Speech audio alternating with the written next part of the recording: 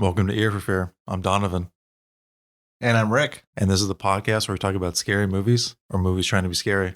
Today, you and I are going to be talking about 2016's Better Watch Out. I guess this will be our Christmas episode. Before you and I jump into it, let's do a quick synopsis. On a quiet and upscale suburban street, a babysitter must defend a 12-year-old boy from intruders, only to find out it's far from a normal home invasion.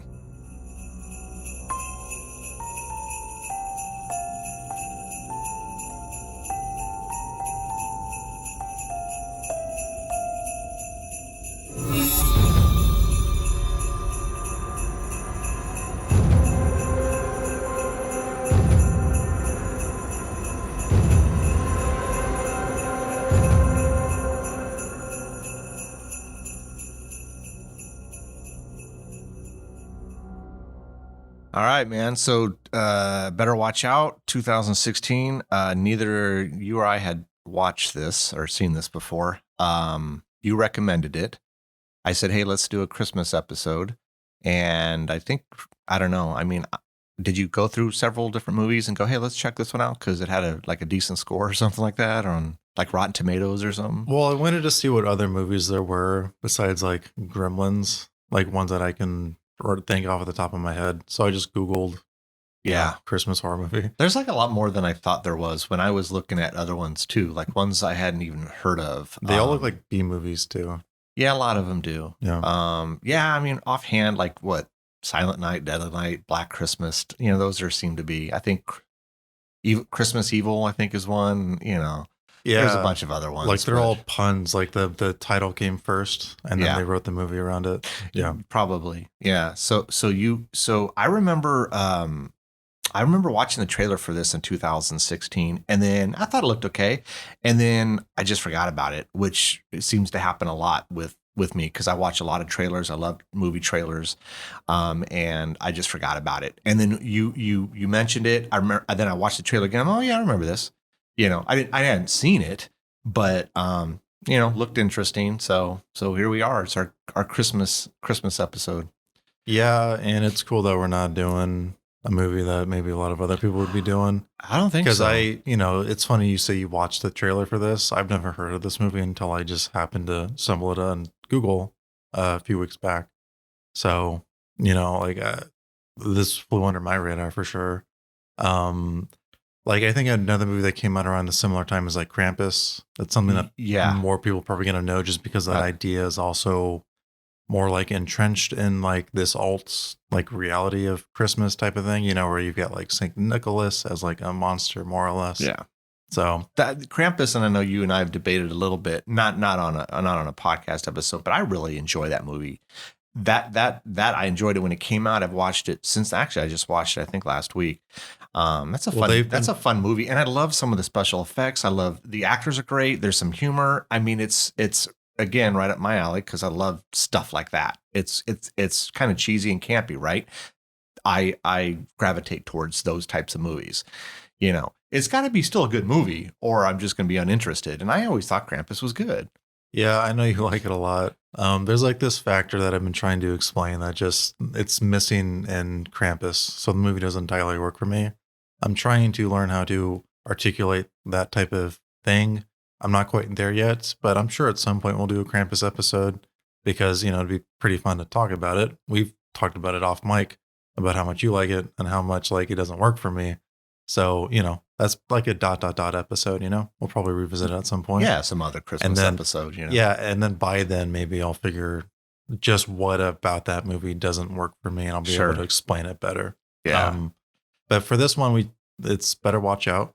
Not any of the big ones like Gremlins, Krampus, etc., or all the B movies. Yeah, no, it's not. Yeah.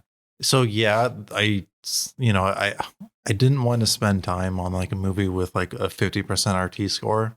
Mm-hmm. I wanted to see if there was like a movie that people thought was good. It was like it's like consensually it's good, and this was that movie. And then we watched it, and it starts off like bad. Do we have to say spoilers, by the way? Yeah, we'll just start off with spoilers. Yeah, because we're gonna spoil this, and if anyone who hasn't seen it, I think maybe stop it and go watch it and then come back, you know. my quick rundown is it's worth your time. Go ahead and watch it if you're looking for, this type of movie. Yeah, I would say, okay, so this is funny and we didn't talk about it after we watched it last night. I like this movie and I hated it all at the same time. And it's going to be hard for me to kind of to explain why, and maybe it won't. No, because I already know where you're going to go with this, and it's like I understand your point because I felt that way about other movies in the past. But that would be spoiler territory. So quick rundown. Yeah. Would you recommend this movie? I would say if you have never seen it, check it out. I just don't think it's again, it's up to the listener or the viewer who watches the movie on whether they would watch it again. I would never watch this again. Doesn't mean I didn't like it. I liked it and I felt it was entertaining, but I felt I wasn't sure what it was trying to be at times. Like at the beginning of the movie, it was very funny and comedic, and then it got really dark. And so it's like, I love when you throw humor into a horror movie. I love it. But then it's like they got away from it and got kind of like, I don't know, man. It got pretty dark. And it's funny. You have this like same criticism of Shaun of the Dead. Because Shaun of the Dead starts off as like a strict black comedy, and then at the very end it gets pretty serious. You're right. It's a movie we haven't talked about, and I do like Shaun of the Dead. Now, it's not my favorite Edgar Wright movie. Hot Fuzz would be that. But Shaun of the Dead is a great horror movie. It's a great movie. But yes, it is. It's very funny, very comedic. And then very end, it gets super dark. And it's like, man, I don't know about you, but I don't like that. I want it to kind of stay on a path and kind of follow it. And the first act features like a pretty dramatic tone shift, and it only gets like progressively darker as the movie goes on. So if you're not okay with that, I think you're going to find this movie very uncomfortable. I'm blanking on other movies that do this type of thing. So I can't give you like a nice analogy. But this movie does start off, jokey, and then it becomes, like hardcore, uncomfortable murder time. So it starts off very cliche, right? Like, you've got like the mom who's like a jerk to the dad. You've got like the awkward teenager who's, looking to get laid, like there's like throwbacks to like 80s and 90s movies with like some of the humor choices that they use and the character tropes that they use. And then it quickly turns into something more modern in the way that it's kind of playing with genre and our expectations.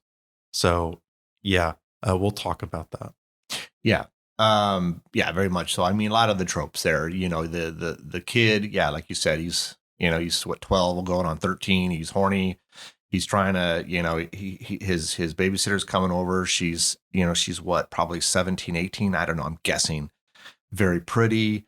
He has a thing for her. She's been watching him since what, he's been 7 or 8, I think something like that. The dad's kind of dorky. The mom's kind of an a-hole. You got the kind of nerdy friend who smokes pot.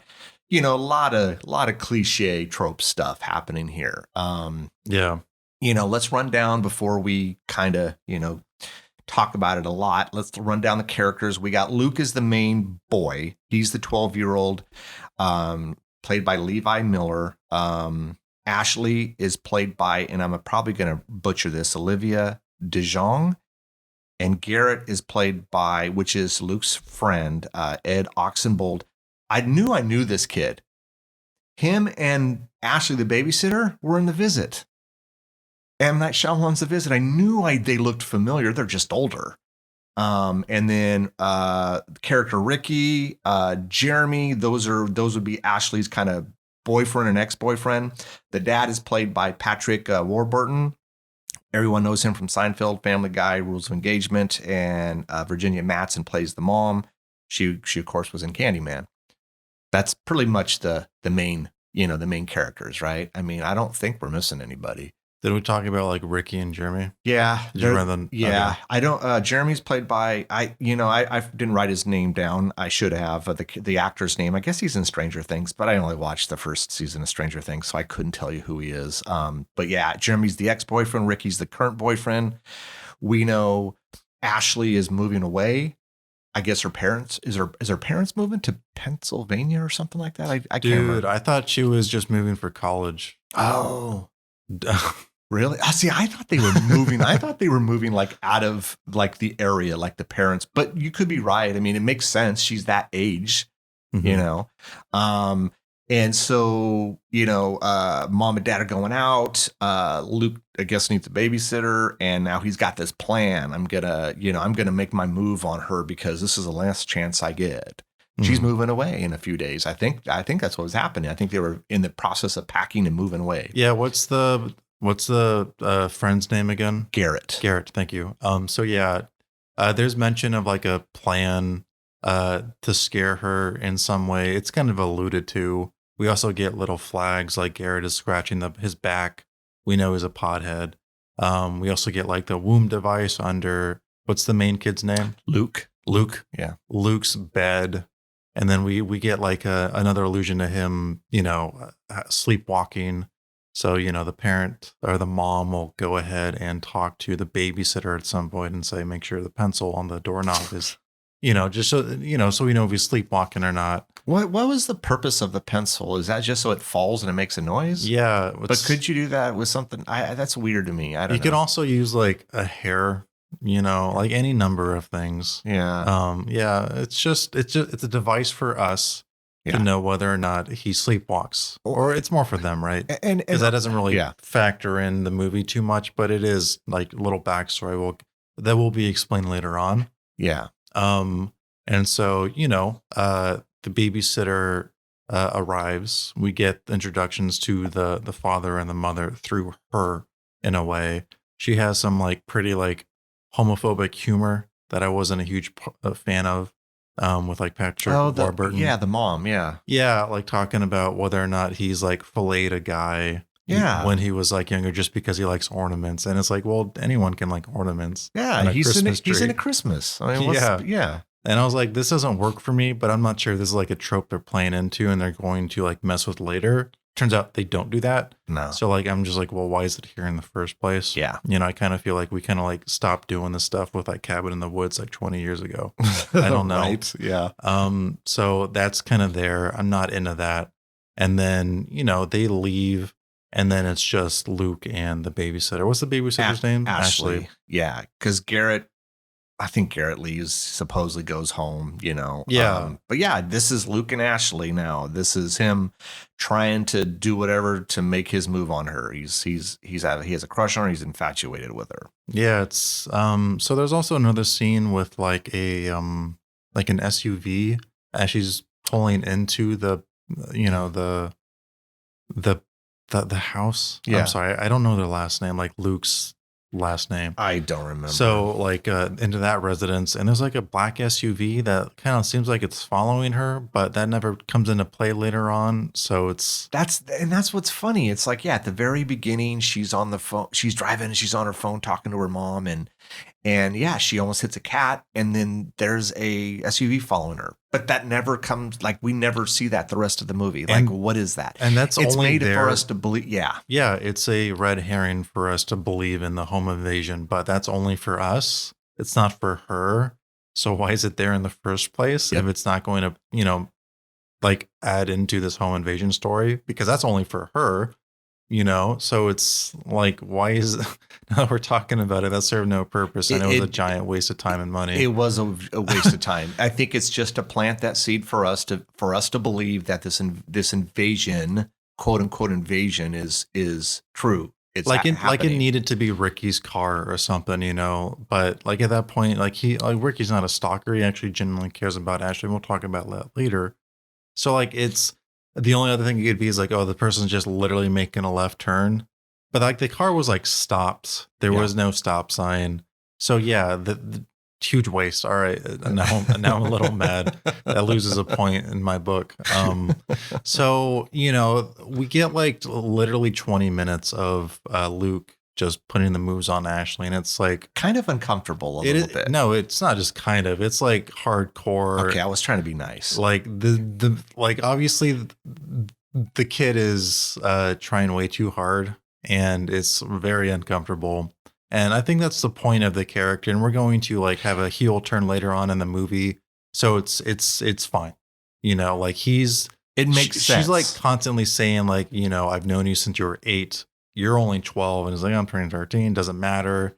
He's like doing alcohol and he's supposed to be like this good kid. So it kind of shocks her.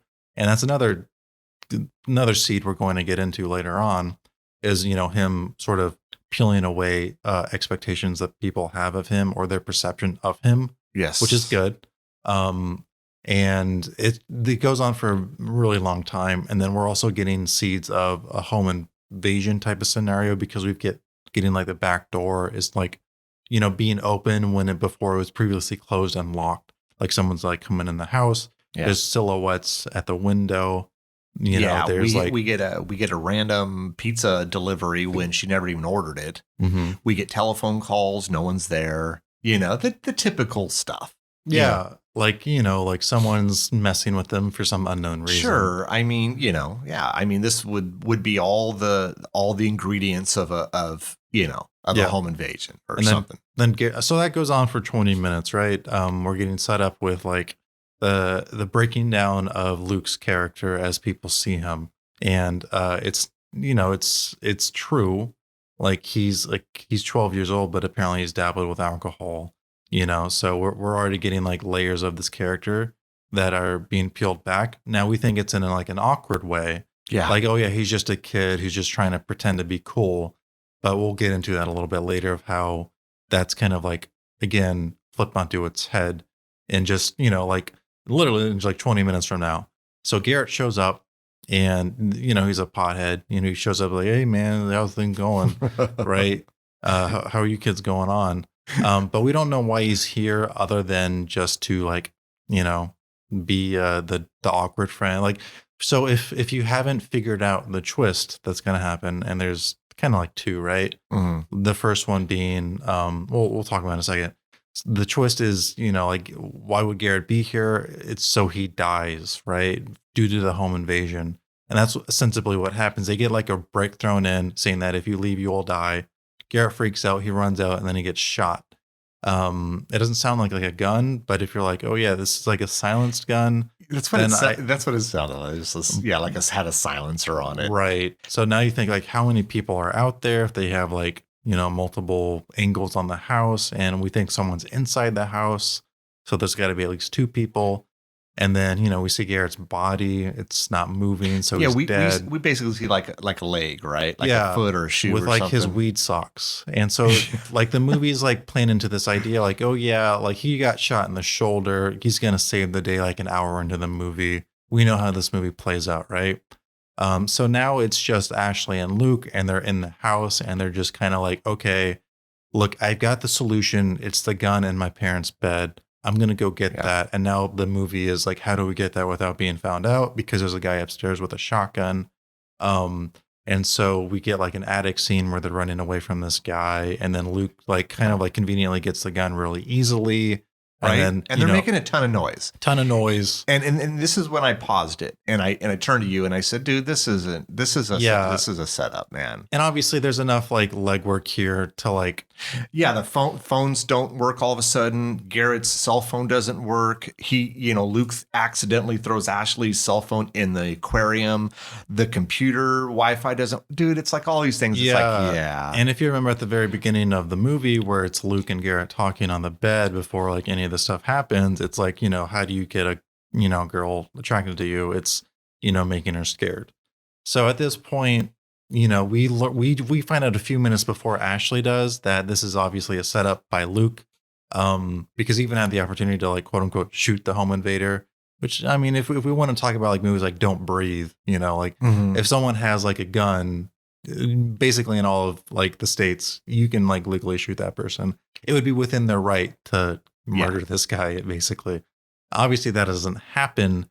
And so like there's enough of these like pieces like, okay, things are weird here. And then Ashley sees that Garrett is wearing a mask. It's Garrett. So like this home invader is wearing this mask that he was wearing in like a ski photo. And so like, it's like, oh, that's Garrett. Garrett, take off your mask. He's like scratching his back like Garrett. And so, she's like pissed. And then she's like, you know, this is so pathetic. And then we get our actual twist. Luke hits her, knocks her down the stairs. And then she wakes up and she's, like bound to a chair with duct tape. Yeah. Yep. And so like now we get Luke is basically a sociopath, like type of character. He's fucking crazy. Yeah. He, like now this is all just like a big game to him, and he just have like carte blanche. He can do whatever he wants. And that's basically where the movie goes for like the next hour. Act 1 is done. Pretty much. Yeah. We don't have a home invasion movie. Now it's kind of like dealing with, this character who's essentially like in control and will do anything, like any idea that he gets into his brain. And so now we've got like the gun. Like when does that go off? We have, this attraction to Ashley. So are we going to go into like it's uncomfortable obsession like this? It's beyond an attraction. This is like he's literally obsessed with her, and anyone that likes her, dated her, whatever, it gets in his way, he's going to do something. It's just, oh man. Garrett at this point he's questioning everything, but Luke's his best friend, and he's basically Luke's puppet, and he does whatever Luke says. Luke threatens him a few times, all these other things. I think he knows this is all bad. We shouldn't be doing this. This is all about scaring her. And now this has gone off the rails here. I don't think he realizes, like, Luke's his best friend, but he doesn't know this other side of Luke. Luke hides it very well. He manipulates. He's great at it. And so, this kid, I swear, man, and this is, I think, and I know why it pissed me off. It's like again, I liked it and hated it at the same time. This kid is a crazy, like you said, sociopath piece of crap, and not long after this, he ties Ashley up. You want him to die, and so as this is playing out, you're like, okay, kid, you're eventually gonna get yours, and so. Anyways, I don't want to jump too far ahead, but I'm sorry. So we'll talk about that as we get to it. So now the remainder of the movie is how do we escape Luke's trap, and how do we stop him?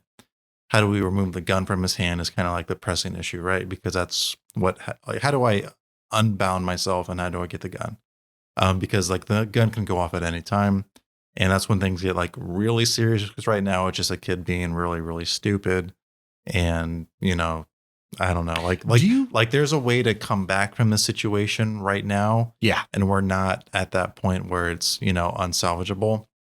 But, we play like a truth or dare game, and then we get our only like touch of like sexual like assault, which I thought the movie might go further with that, considering like his entire plan was to like, quote unquote, get laid. Mm-hmm. But he touches her breast. It's unwarranted. It's unwanted, right? It's like the movie doesn't like play in. What I'm glad about is we didn't see it. It's implied, but we didn't see it because, again, a lesser movie would have showed it, and that would have been like super. Like we just had like a few months ago, like that French movie with like the dancing like tweens. You know what I mean? You know what we're talking about? Which one? The one we did? No, we didn't do this. It wasn't a horror movie. Which one? I don't remember what the title was, but there was like a controversy a while back because there was like sexualizing like 12-year-olds in film. You haven't heard anything about this? No, you know me. I don't follow news and stuff. We won't talk about it. It's really not. This really isn't our place. But like, so is it to say like that could have been, like territory the movie could have gone in, and it doesn't. Yeah, I'm glad it didn't. We're so like, we already know this is like a terrible thing. We don't really need to see it. But we do see their faces, and it's about as bad as the movie implies it to be. Like, kudos to the movie. So then we get like this truth and dare scene. That's part of it, and then the gun is all like, and like the gun is like the main thing here, right? Yeah, because you don't want him to use the gun, but he keeps like pointing the gun, like the trigger's been cocked. He has no trigger discipline, like his fingers like on the trigger the entire time. I'm just like waiting for this gun to go off. Turns out like it's not gonna go off because there's no bullet in it. And we'll find out that later on. Do you think that I have a question. Do you think that we know he's probably been, crazy for a while, right? A sociopath for a while. Do you think that this was his big kind of like maybe over time, you know, like usually with sociopaths, you hear that they start out small, they take, they kill animals and then they move their way up. Do you think that this was his moving his way up? Like this was the big thing here, I'm obsessed with her. And so he wasn't, or do you think like he had maybe over time had did similar stuff, but not to this magnitude?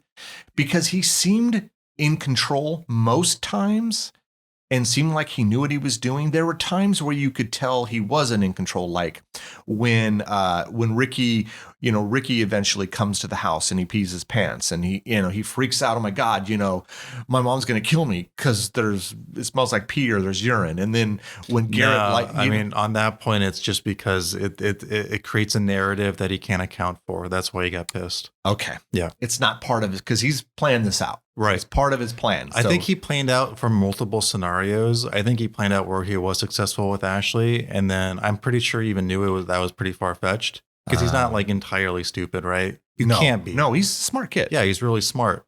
So I'm pretty sure he always expected it to fail.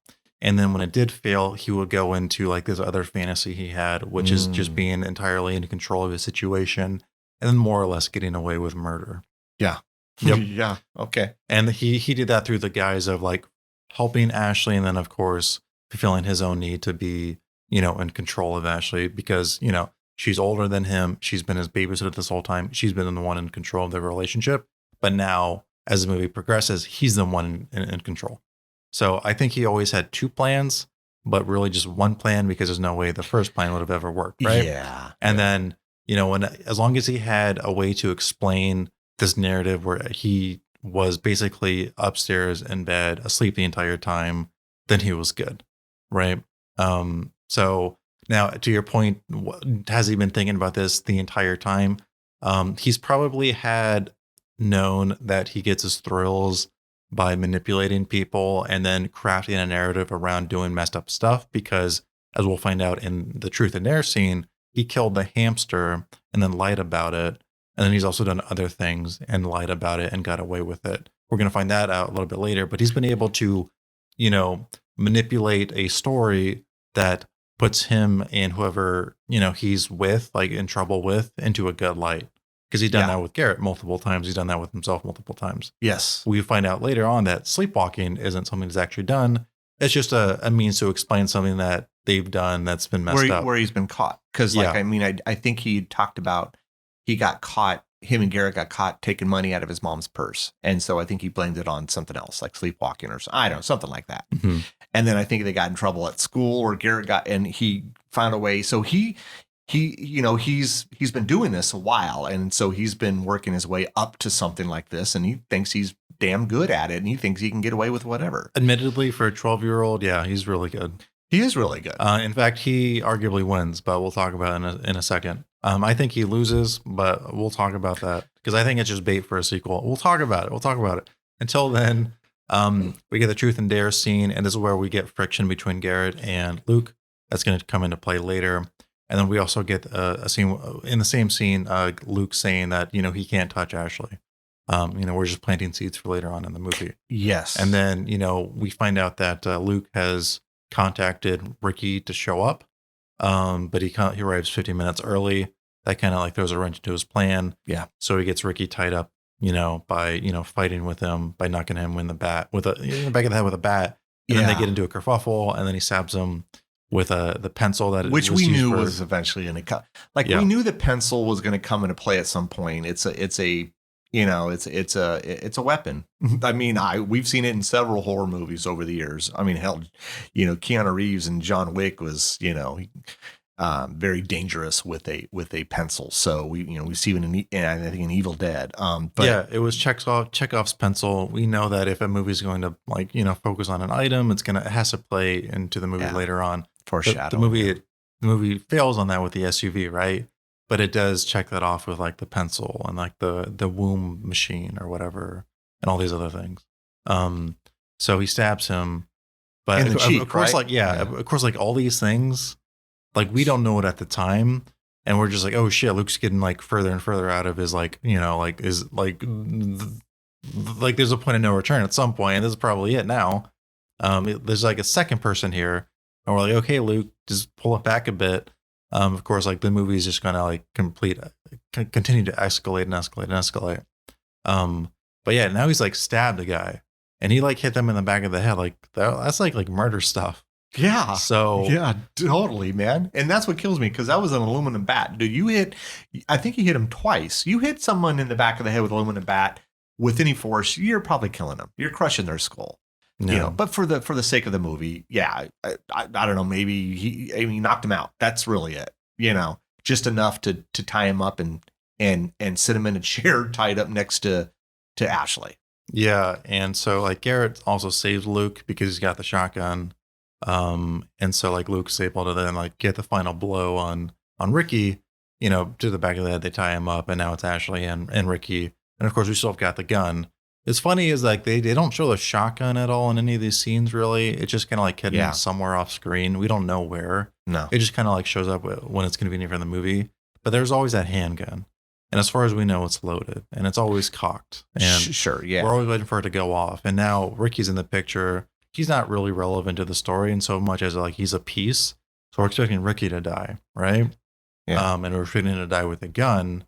So now we're like in the scene with Ricky and Ashley and those other two kids, Luke and Garrett, and we've got the gun, and it's how do we unbind ourselves, but while not getting shot? And so, like of course Luke is in control of the situation. We've got like, Jeremy. We want Jeremy to come by. Who's like the the ex-boyfriend. The ex-boyfriend, yeah. And we're getting the and again, I don't know if this is just because it's Luke and Luke has this thing for Ashley. We get the impressions that both current boyfriend and ex-boyfriend are kind of douchebags, and they kind of but not so much Ricky that they imply it, but Jeremy comes off like a total douchebag. Like, so they're really pushing that, Yeah, but I will say we mostly get like this through the like the perspective of Luke. So like Luke's obviously unreliable at this point. Yeah. Now we have heard and like seen text messages or phone conversation with like Ashley and Ricky, but like that's like typical teenager stuff. Like she's moving away. She's in town now and she's leaving soon. So it's like we don't really know the full picture. As for Jeremy being a dick, well, I mean, sure, he is the ex. He is the ex-boyfriend. Now, sample size of 2, like, come on, like, it's not really enough. So like at this point, we obviously don't trust Luke anymore. So like him, like calling all of our boyfriends douches. Yeah, and we also get Ricky who shows up with like flowers. Yeah, he's concerned about her. Like this kid is saying she's not there. Well, last time I heard he was there. So he's like pushing and going through, like, yeah, he just wants to confirm everything's good. You're telling me she's not here, but last bit of information was she was here. And so, obviously she's tied up. He doesn't want her in or him in. So, and then like he eventually comes in, and then we get scenes with him and Ashley, and it's like, oh, this guy just seems like a kid. He's down on his luck. He's, kind of wants to make up with Ashley, and he does seem like a good guy, for the most part. Yeah, like I said, like you said, other than Luke wanting to do something, harmful to the guy, I don't know, man. He's not like he's there, but I don't know, he's not like he's relevant, but he's not relevant, if that makes any sense. I didn't get like, they don't get the feeling they really were wanted to focus much on Ricky, well, no, he's a pawn in the story, right? Yeah. The movie's gonna take a turn, and it's going to be with Ricky dying, right? So another seed that was planted in the beginning of the movie was, if you've ever seen Home Alone, any of like the Home Alone traps would obviously just like murder like the actual robbers, right? Now they've actually done this on like Digital Quarter Crew, where they kind of like joked around with this idea of like, what would the traps like actually do? So there's like an R-rated version of like Home Alone that they did. If you ever want to check that on YouTube, go ahead and check it out. Now, their video came out after this movie. So, if they weren't inspired by this movie, at least they're playing with the same idea. And so the idea that Luke and Garrett were talking about is if you actually got hit with like a full paint can, like would you just get like knocked back? Would your head just like pop? Yeah. And so they're gonna test it with Ricky. And so that was planned at the beginning of the movie, and now we're gonna play with it here. And so this is how Ricky, like this is the scene with Ricky with the paint can. Yeah, where he meets his demise. You know, Yeah. so Garrett, we know this has gone way too far. You know, Luke doesn't care. You know, No, he's having fun. He's having fun. He's crazy. And so yeah, I mean, you know, he tries it the one time, he misses. You know, and then we know Ashley had found a piece of glass, so she's slowly been cutting out, you know, the duct tape in the process. I think she's cut herself once or twice, but she finally, for the most part, gets away. I think maybe there's still some tape on one arm or something like that. Anyways, she grabs the gun, you know, runs to where you know Garrett, Ricky, and Luke are, which is kind of the entryway of the house. You know, Luke's on top of the stairs where he's throwing the can down, and so she points the gun. Of course, you know, Luke just goes along with it, throws the can, and so well, Ricky actually dies before she points the gun at him. She was gonna really? shoot him. I thought it was around that time though. You know, maybe she was she had the gun because Luke knows, and Luke knows she's not gonna do anything because there's no bullets in the gun, and he's gonna continue to do this now. So there wasn't a lot of, you know, there's not a lot of deaths in this movie. But did you feel a little, I don't know, slighted that we didn't get to see the death, or were you fine with what we saw? Yeah, no, I didn't want to see that. I didn't want to see his head. Good. I don't know. I think I wanted to see a little more. I mean, it was okay, but I think it was more effective for me to not see it. I mean, we get enough with the sound design and like the paint splatter with the blood and then the blood oozing down. I could see that. I mean, I could see what you're saying. To me, I wanted to see a little more. I didn't have to see the head like splattering or anything. Maybe I wanted to see more of the aftermath of it other than just the paint. But I mean, I could go either way on it. I mean, you know, but to me personally, I guess I kind of wanted to see a little more. But yeah, so Ricky's dead. Head is smashed. Yeah, and of course, it's always important to note when a character is introduced and, you know, they have the potential to save our main character, you know, we can look at that character as like an opportunity for an out. I know that out's been taken away from us because now he's dead. So now it's just Ashley again. And we know we've already got the seed for Jeremy. Jeremy's going to show up at some point. We don't know anything about Jeremy.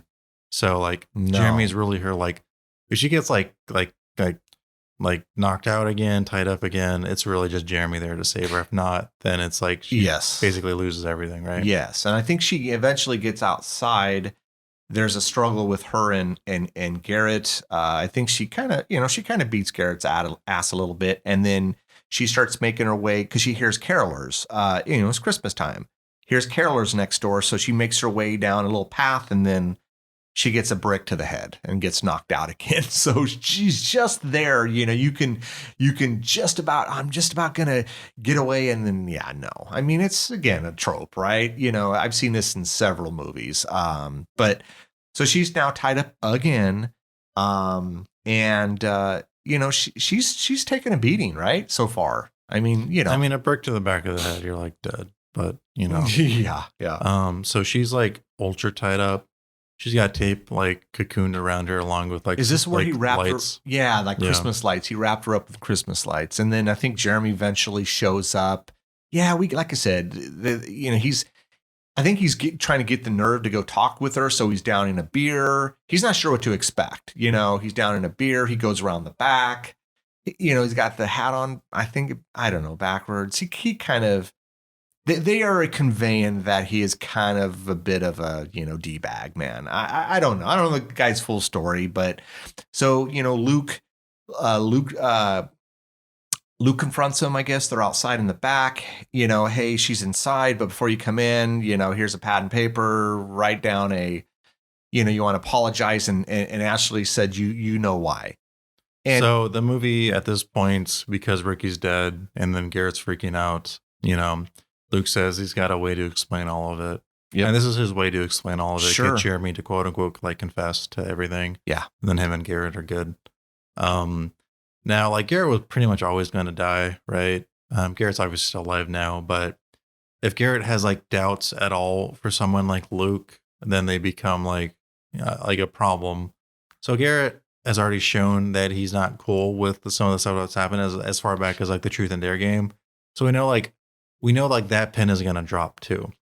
So we've got like two questions: when does Garrett die, and when does Ashley escape or die? Right, and then now we've got Jeremy here. How does he kill Jeremy? So now we've got like three little things that are like sort of teetering on the edge for us when it comes to like like expectations in the movie. Um, and so like Jeremy shows up, he can't go inside the house. He pulls him into the back, and he like knocks into like this catapult. Yeah. And that's where they originally like thrown in the brick that said, if you leave, you die. Mhm. Right. So we're like seeing these little pieces that Luke has kind of like had prepared, like obviously in advance. So, if he's basically like, if you haven't like put it together, like Luke is obviously like this crazy mastermind. He's like thought of everything. And He's really planned this out. And what kills me, it's like, and we know it's a movie. Okay, we know it's a movie, so we throw, we just have to, we just have to assume everything's gonna, happen according to plan, and because again, it's a movie. But I mean, the odds of everything coming together is very difficult. I mean, but it seemed like everything he gets Jeremy to write this sorry, which, he then basically wraps a noose around Jeremy, and with the rideable lawnmower hangs the guy. And then now you got this note, which looks almost like a suicide note, right? So all of these things are playing out. I assume you had Plan A, which had like a 1% chance of working, and Plan B, which is what he's been doing, had a 99% chance. So he's going through with everything, but in the meantime, Ashley's playing Garrett a little bit, because you can tell Garrett, Garrett's not on board, but he's also a kid, got hormones. Ashley's very pretty, and so she's playing on that, and so she's finally getting to a point where she's. I don't even think that's it, honestly. No? I think at that point it's like Luke has obviously lied to me in the past. He's gone way too far. I think like a murder and a second murder is too much for me. But hold on, I'll argue that, and I'll tell you why I would argue that. All right. Why else did he kiss her on the cheek? No, I'm not saying that doesn't play into a part at all. I think that's a big part of it, because all this thing has been happening, and Garrett still goes along with it, even though he knows, because again, Luke manipulates him and he bullies him, and so I think Ashley is playing on that. That's how I took it. Now, okay. I could be wrong, but okay. Yeah. So he goes to start untying her, and then he gives her that little peck on the cheek. Well, then Luke sees this, and Luke flips out, man. No one can touch her or anything. And yeah, you see, and it's like you see these different sides to him, but then when that happened, it was like this other side, like this super extreme, jealous, obsessed side. Not that we haven't seen that before, but this is like to another level. Well, it's also the first time he kills someone just because he lost control, or he got like angry, right? Yeah. So, because I don't think he wanted to kill Garrett. He didn't. But because you kissed her, touched her, I have to now. And there's the shotgun shows up, and he shoots Garrett, I think twice, right? Shoots him the one time, he's still alive. And you can kind of tell that Luke is a little bit remorseful for like a second, then kills him. And then it's not, though, man. The kid just, again, I guess a typical sociopath, right? Well, I don't really talking about sociopaths, even though I brought it up in psychopaths, just because I don't know enough to talk about it. And I think like the general consensus is like this really is like some weird spectrum. I don't know enough about it to talk about it at length, but I don't really like saying stuff. So I've been trying, like, ever since I said it, to not move away from it. But I mean, like Luke at this point is, I actually think that he was more pissed off at Garrett because now it's a wrinkle in his plan. And he didn't account for having to kill Garrett and him to be swayed by Ashley. So now he has to deal with this. And that's why he was like saying pissed off and saying like, fuck you, fuck you, fuck you. Oh, And then so not even that he has to kill his friend. It's just that he screwed up his plan. yeah, that was my impression of it. Mm. But if you have a different reading of it, like you did with No. like like the Garrett stuff, because I think you're right on that one. So that was my reading of that. So now, like, how do I count for like Garrett being dead now? Of course, he's got like the perfect out, right? I mean, he already has it. Like, it's just Jeremy. It's just Jeremy's already dead. He's already apologized for everything, and so now he just has to like put all these pieces together. And so now it's just him and Ashley, right? Yeah. Yeah, just him and Ashley, and now he can just hang out with her. You know what's funny, Dad, is this movie's been it's a this whole movie kind of like hinges on just like the parents being out on a date. So like all this happens really, really fast. And it's There's like no way all this it's could kind of happen. crazy how Yeah. fast all this stuff happens, right? Yeah. It can't be more than a few hours. Well, what's a date? Let's say she gets there at 6 or 7. That's I probably just a normal time, right? And you get back at 11. So we're saying this is a span of 5 hours, maybe 6 if we're being generous. There's no way all of this happens in that amount of time. It just doesn't. Yeah, I just do like the mechanics of having to like clean stuff up, because at one point they're cleaning like Ricky's blood up like off the floor Yeah. upstairs and like doing that kind of stuff. Like at that point, that's gonna take like maybe 20, 30 minutes at least, right? Oh, absolutely, man. Yeah. I mean, again, for the sake of the movie, we just have to, Right. Anyway, so just him and Ashley. You want to talk about this one? Yeah, so I mean, they're sitting on the couch and he's having conversation with her, and this is what. So maybe you could maybe I don't know, chime in on this and let me know what you thought. He tells a story about how his mom used to tuck him into bed and all these things, and then just one day she stopped, and you could tell it's really hurt him and damaged him. And Ashley says, she goes, "Well, I know why she did it," and then she just goes silent, and he wants to know why, and she won't say a word. Now, do you think she knew why, or is this was just a fuck with him? It doesn't matter, right? Because this entire movie is about Luke being in control, and by teasing him information that he doesn't know, and then withholding that information, now she has power over him. I get you. So it's removing his control over her, right? Okay. He can't get her to say anything. You can't. If the only like threat is death, well, I win anyway. So he's playing into like a checkmate, and she just won. And so at that point, if he can't get the answer for her, and this has to end at some point because his parents are coming home, well, then I guess that's that. And like she had said, I can't remember exactly what she said, but she said something like, "You were never going to let me leave." So more than likely this is going to end with me dying. So I'm not going to tell you, even if I do know, and it can eat away at you if you so choose to let it, do that. And then he comes around and puts a knife to the back of her head, Her neck. Yeah. So we just assume she is dead. Again, seems a little, I don't know, like I said, man, I had the humor, and then it kind of got dark, and now he's. Well, at this point in the movie, it's also like now he just needs to clean up, dot all of his T's, right? Or you know what I mean? Dot his T? Dot his T's, cross his I's, and then just get everything, in place and get himself back into bed like he's been asleep the whole time, and then he gets away scot-free, right? Yeah, and because everyone is dead. And he's having a great time doing all of this. Great time. And I'm sitting watching this, and it's festering. I'm getting pissed off because he needs to die, and now all the people, all the characters are basically dead, and it's him, and this little asshole is going to get away with this. And I'm pissed. And this is where I think I get mad at the movie. But, then I was thinking about this. Well, the point is for me to feel this. So in that aspect, then they were successful, so then it kind of, in a way, it kind of makes for a good movie, because their whole point is you're pissed off.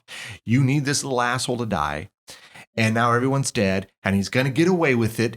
And who knows what he does down the road? He's going to continue to do this. And then who knows in the next level, if there is a next level, and so I'm so mad. I'm pissed. And and then there's the one thing that might throw a wrench into this, which is the pencil on the door. How can you explain this? Then he goes out the next door bedroom, goes out the window. I almost thought that how they were gonna get him back was, he kept knocking down Christmas stuff, the deers and stuff. I thought he was gonna fall off the roof and one of the cords would wrap around his neck and kill him.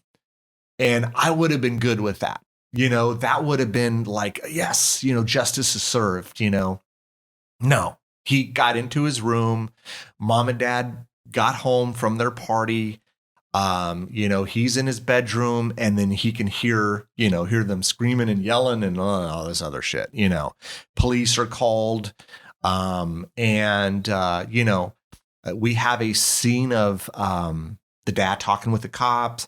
Mom is on the bed with him and she's cuddling him, right? Like he was mentioning to Ashley earlier.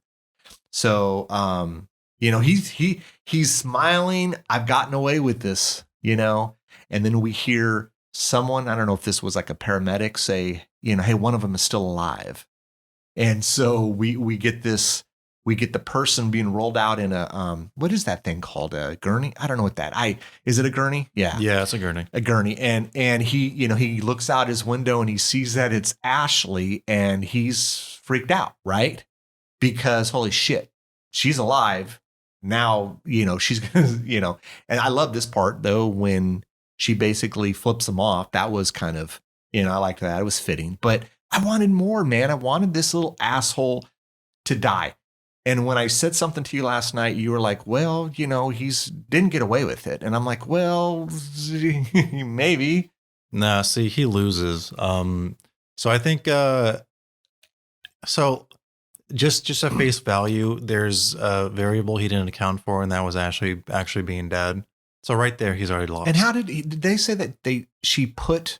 I think she had duct tape and put it on the hole or something. I think she probably had like an arm free, and then she was able to grab duct tape, which we haven't talked about it, but Luke has been joking around the entire movie that there's been like 1,000 uses for duct tape, right?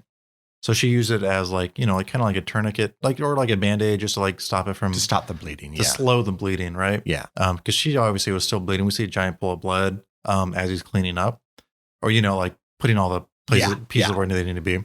So we just assumed she did because she makes like a gurgling sound. We see blood later. So we just assumed he won. And then the movie kind of plays into like, is he going to get away with it with like the Christmas lights and stuff? Him having to deal with the pencil, and then him, like forgetting pieces, and he's running out of time. It's like, well, we don't care if he gets caught. We want him to get caught. So it's funny how the movie's just kind of like wrapping up the tension, because this is not one of those scenes where we want him to get away with it. We want him to actually get caught, but then he essentially does. But then there's that wrinkle with Ashley. And so, yeah, he loses because Ashley is actually still alive. And now she just needs to stay alive long enough to blow the beans on him. Now, so he loses through that simple fact that she's alive and he thought she was dead. That's all you need to know that he lost. Now, what's actually happening here is if they so choose, they have a sequel where they immediately pick up right as he finds out she's alive and asks his mom whether or not she can go to the hospital. They can go to the hospital. And then that movie is, how does he get to the hospital and stop Ashley, right? Or when he's at the hospital, how does he stop her from talking? So it's obviously sequel bait too, but just through the simple fact that, there's this piece that was left unplayed and Ashley plays it on him, that at least in my eyes, that's at least check, right? Yeah. So I think he loses, in my opinion. Yeah, I mean, I know what you're saying, man. I just felt like I was kind of screwed. I wanted that little prick guy. I know. I wanted him to suffer. I wanted him to suffer. You wanted a 12-year-old kid to suffer? Well, I wanted this, I'm this kidding. psycho kid to suffer, man. I mean, You want his comeuppance because he's been an absolute vile monster the entire time. And then you want him to pay. Like, there's obviously no remorse. There's nothing there. It's not like some Breaking Bad scenario where there's a chance of redemption, right? There is no redeeming this kid. You want him to face punishment. You want him to go through like the layers of hell. So the entire, it doesn't happen. he essentially gets away scot-free. But, you know, there's this dangling thread with Ashley where he probably loses, but we don't know. We don't get to see it. No, we don't, because And we know there's not a sequel. It was 2016. You're not going to do a sequel 4 or 5 years later because he's now almost an adult. So you can't do that. You know, you're not going to pull like a Halloween 1 and 2 where you make Halloween, you know, in 78 and then Halloween 2 many years later and Jamie Lee Curtis is older and her hair doesn't, you know, none of these friggin' things. But you're not going to do that. And so I don't know, man. Like I said, I did like the movie. You know, it was entertaining. I enjoyed it, but I wanted that little asshole to die. yeah, But again, but he doesn't die. because I feel so strongly about it. They succeeded in that aspect, right? Yeah. Because I felt so much for, you know, so much anger and for this kid that it, you know, so they got me. They reeled me in, you know. Yeah, they did get you. It's effective because I mean, you know, my language here and my tone here is a little bit different than yours. Obviously, I wanted him to get his comeuppance too, and it didn't happen. But I'm like, kudos to you, movie. You got me to feel a certain way, and I know you're saying that same thing. But I just thought like, oh yeah, how clever was that to have Ashley be alive and then to get. See, I think the comeuppance is the middle finger in a way. Again, it's like this piece that she played that he didn't expect, and that's kind of what I love. And so he doesn't get away with it scot-free. You know, and obviously they're playing into like a potential sequel. But I think just the fact that she's alive, she flips him off, she's able to talk. You know, she can explain what happened, so he loses. Do you think that? I think that was enough? Okay, because we know the kid is nutso. Do you think that would have been worse for him knowing she's alive and that she's gonna talk versus him just dying? Do you think it's almost worse for him? Like he won't sleep. It'll consume him. Yes, I do think it's worse because this whole movie's about him being in control and now he's not anymore. All right, I guess I feel a little better about it. I still want him to die. I know, but I feel a little better about it now. Well, because the movie, like basically up until the last minute, he got away with it, and then the last minute's where he doesn't get away with it, at least apparently. So yeah, I get it. I totally get it. And I know that I've seen other movies like this. I haven't seen The Road, but I know The Road's very depressing. So I don't know if that's kind of like this, but I have seen movies or TV shows where it seems like the bad guy gets away with it. Actually, I'm thinking of like an anime right now, Fate Zero, where like the bad guy essentially gets away with it. That's very depressing too. You know, there's definitely works out there where the bad guy kind of gets away with it, and you're just left like, well, that sucks. And I forget. I think it might have been a movie we've talked about before, or maybe we've just talked about like off mic. But I have seen movies like that. And they're obviously they're out there. They're not very fun watches, and probably something you're never going to watch for a second time. And that's why I was saying I think there was a movie we were gonna do on the podcast when we didn't. That was one of the movies. I think it was like The Lodge or something. Oh God, The Lodge. Yeah, I think you're right. Yeah, we were gonna do that. But that's not the movie I'm thinking of. Oh, okay. I'm thinking of some other stuff. So yeah, you know, if that's the type of movie you don't want to see, there is a little silver lining with him maybe not getting away. It's not that far, or you know, it's far enough away from like that type of movie for me to like, you know, recommend. Like, this movie's like kind of like bad for the first 30 minutes because I really do not like him being like an awkward teen and me watching like him trying to get with like a girl 5 years a senior, because obviously she knows that's inappropriate, but he doesn't. And then like the movie then being like almost torture porn for like the last like hour. So it's an interesting movie to watch, and I recommend it based on all the things we've discussed. But a good time this movie isn't generally going to be. So you know, no, it's not. I mean, it's like I said, I was entertained. Yeah, I mean, it's, you know, like I said, it wears a few different hats. Yeah, I think you're kind of like expecting this to be like The Babysitter, right? It's like the closest analogy. Similar, right? The only difference is it's reversed. Like in The Babysitter, the babysitter's, you know, this and the, you know. So, yeah, you know. But I mean, like I said, I did like it, didn't love it. Don't know if I'd ever watch it again, but I would recommend it to someone. I mean, it's not a bad movie. It's not. It's, look, we have seen worse movies. So yeah. Other than that, man, I think we hit everything. I don't know if we, I don't know. Did we? If you want to feel bad at Christmas time, this is the movie for you, man. Yes. Yeah, I don't know. Yeah, definitely don't watch it with like, Christmas Story or Scrooged or I don't know, Home Alone. I think Home Alone's become a Christmas movie. Die Hard. Well, I mean, yeah, but Die Hard is, Die Hard is a Christmas movie. Every Christmas episode of Community. Yeah, I mean, there's a lot of Christmas Carol. I mean, all of those, How the Grinch Stole Christmas and Krampus. Whatever. It's definitely, not a feel good movie. So, don't be, I don't know. I can't think of the word. Oh, man. But anyways, I think that's it, man. Yeah, I'm good. I think we hit on everything on Better Watch Out. So that'll do it for us. Thanks for listening, everyone. Stay safe out there. And I guess if we don't talk to you before then, have a Merry Christmas, right? Happy holidays. Have a nice New Year, guys. Thanks again for listening. Make sure you tell everyone about our Ear for Fear podcast. Don't forget to follow us on Facebook, Instagram, and Twitter at Ear for Fear. You can also check out our website, earforfear.com. There you can keep up to date on news, events, and episodes. You can find us wherever you listen to podcasts. We hope you come back and get an earful.